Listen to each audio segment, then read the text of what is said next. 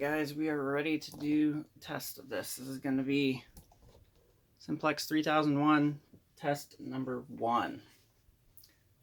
So, what do we have here for devices? Well, obviously we've got the keypad over there and then the panel here.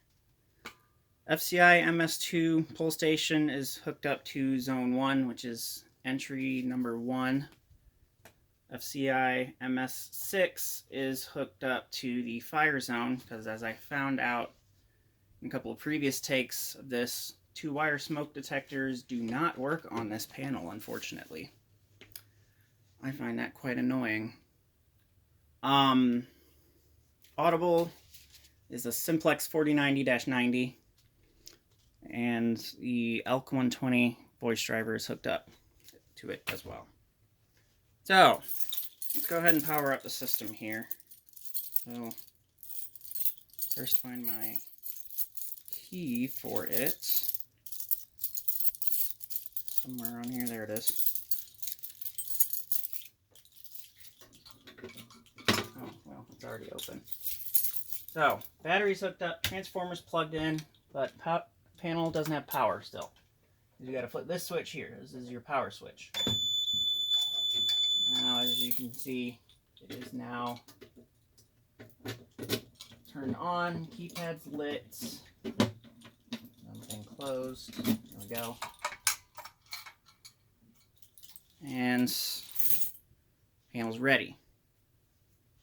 Disarmed and ready to arm. So, for this demonstration, being our initial demonstration, we're just going to run through basic functions here in the user manual, all the way from arming and disarming in different modes to statuses and panics. So, well, first things first, we'll go ahead and show you what it looks like when a zone's faulted. So we will open up our MS2 here. I notice the resistor's a little loose inside here, so if I can just jiggle it, you can see that the LED goes out anyway. And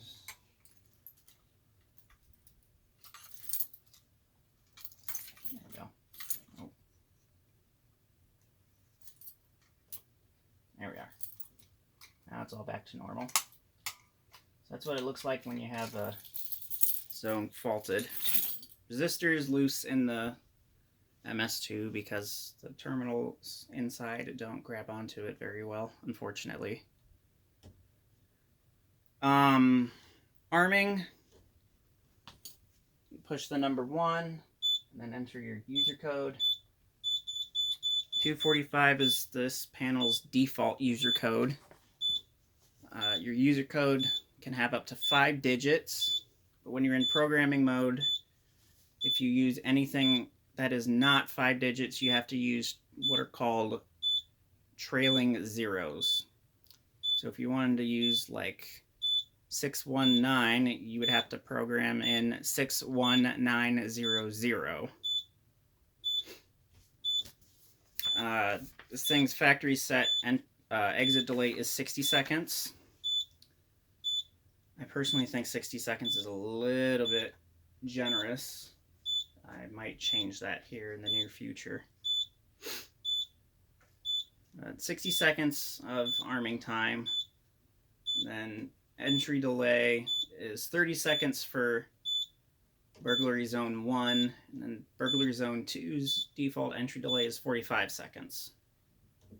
Now you can hear the keypad has stopped beeping, which means that the system is now armed, and it is armed to away because our delay LED is on, meaning that you're going to have the entry delay, and interior zones are on as well.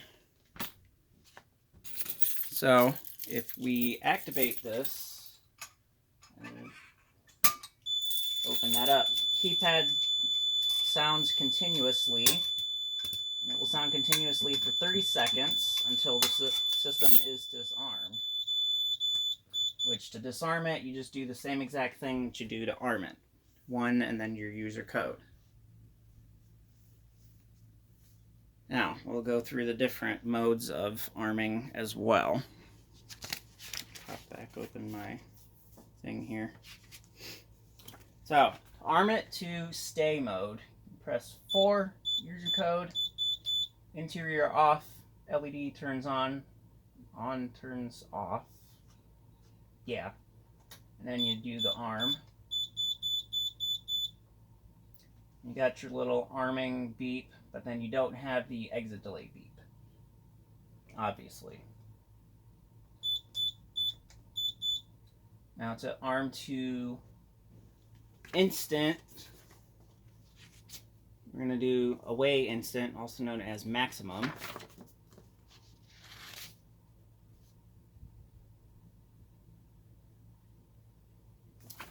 Press the number 5, user code. Delay turns off, instant turns on, and you arm. You get your exit delay beep. And then, let's see here.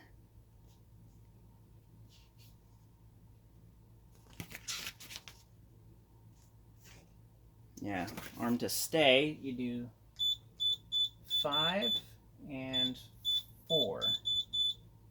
Interior's off, instant, alarm, stay instant, and then arm.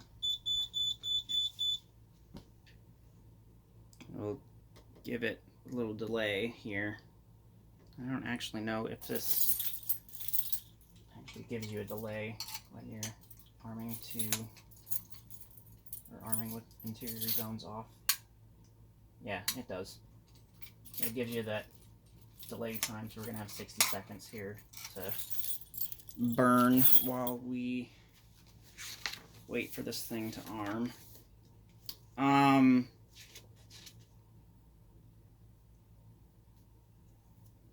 Doesn't have a night stay mode, which that's exclusive to Vista panels, Vista 20p panels actually.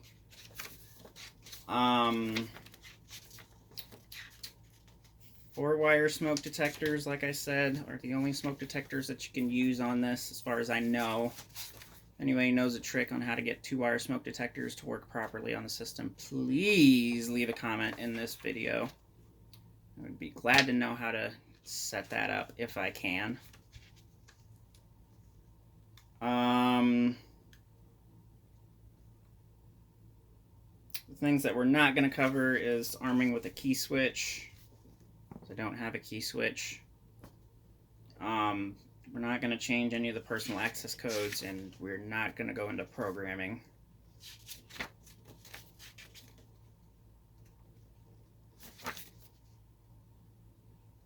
Check our time here. I'll give it another 10-15 seconds here to arm, just to make sure that it's actually armed.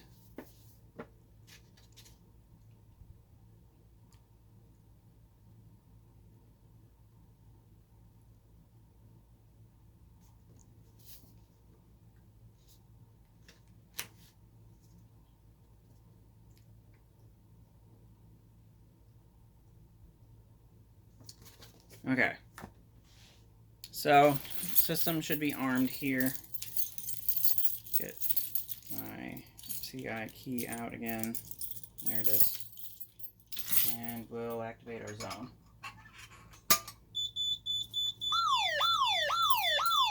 Now you can see the armed LED is flashing. And the audible is sounding as well.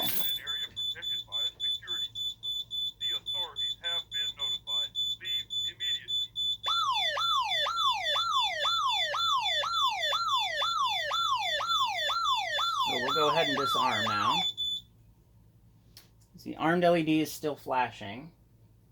We press 3 in our code, it'll show us what zone was troubled or was faulted to cause the alarm. Zone 1 there. And keypad reset itself, of course. So now if we do that, armed LED stops flashing because we've now officially reset the panel. This thing is actually going to annoy me a little bit because it does that intermittent beeping every so often. I think it may be because I don't have the dialer thing hooked up.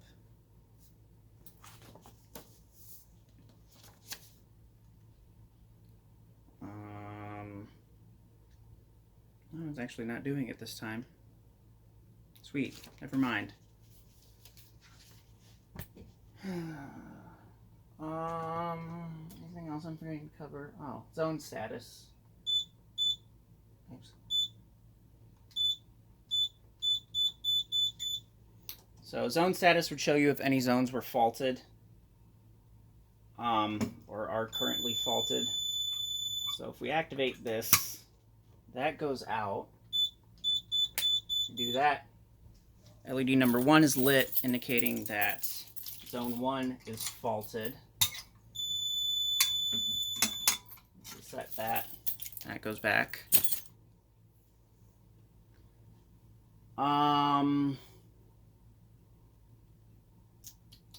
Anything else?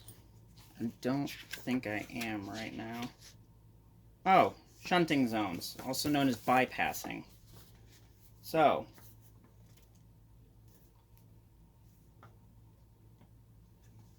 push this one. Now the green LED is flashing here, which I believe is the ready LED. Right? Yeah. Ready LED is flashing, indicating that the zone's been shunted or bypassed. I don't remember. Oh yeah, if you do the zone status, this LED flashes, indicating that it's been bypassed. Now to remove the bypass, push pound key and 9. Now everything's just fine. Okay, that's enough of that. Let's activate the fire zone here. Oops. Where are we at? There we are. There we go.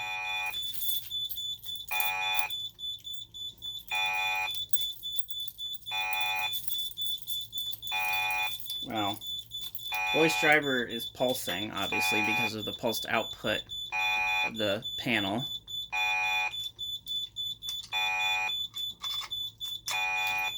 Reset that.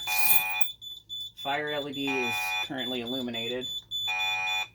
We do that. Everything's reset. Now, normally, what you would have to do to reset, like your 4-wire smoke detectors, is you would have to push that and enter your user code, asterisk user code, rather. And then you give a little bit of time to the 4-wire smoke detectors to let them reset themselves, because most of those can't actually reset themselves, unfortunately. And that's also part of why 2-wire smoke detectors don't work on here, because the little loop that is zone 8 does not automatically have its power cut. So that's that. Now let's cover our panics. So, fire panic is 1 and 7.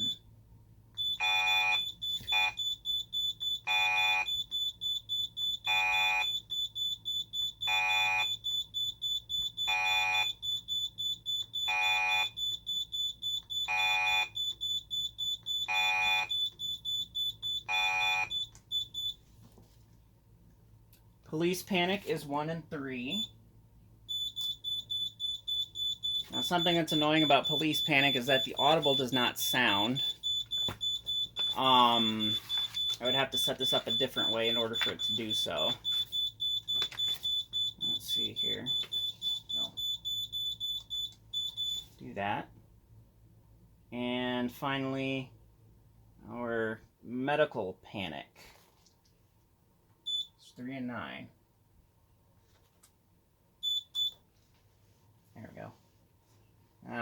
instant LED is flashing. You only heard 2 beeps come from the keypad.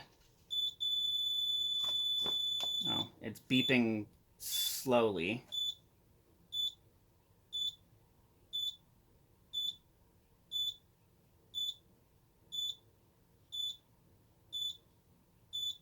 It's a very odd beep sequence. Go ahead and shut that off now. And now we're back to normal again.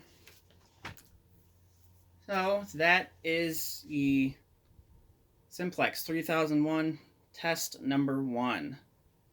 And I'm sorry for this being a long video, but since this is the first functioning video of this type of panel, unfortunately would have had to be this long.